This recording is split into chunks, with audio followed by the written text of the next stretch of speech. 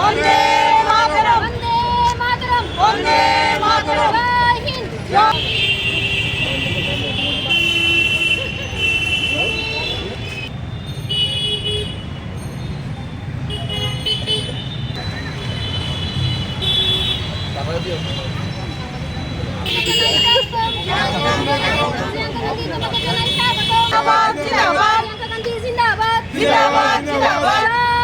প্রিয়াঙ্কা গান্ধী বদ্রা এবারের কেরলের যে ওয়াইনারের উপনির্বাচন লোকসভার, সেখানে তিনি 4 লাখ ভোটের অধিকে সেখান থেকে তিনি জয়লাভ করেছেন।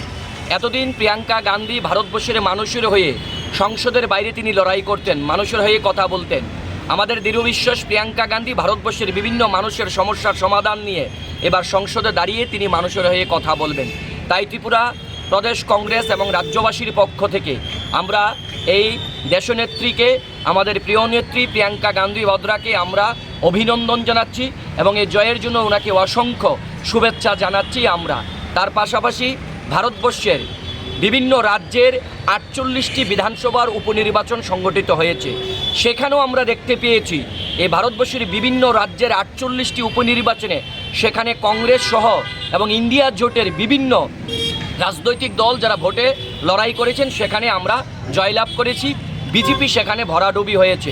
মহারাষ্ট্রে বিজেপি জয়লাভ করেছে, সেটা নিশ্চয়ই ভারতবর্ষের মানুষ এবং মিডিয়া জানে যে কিসের ভিত্তিতে মহারাষ্ট্রে সেখানে তারা জয়লাভ করেছে।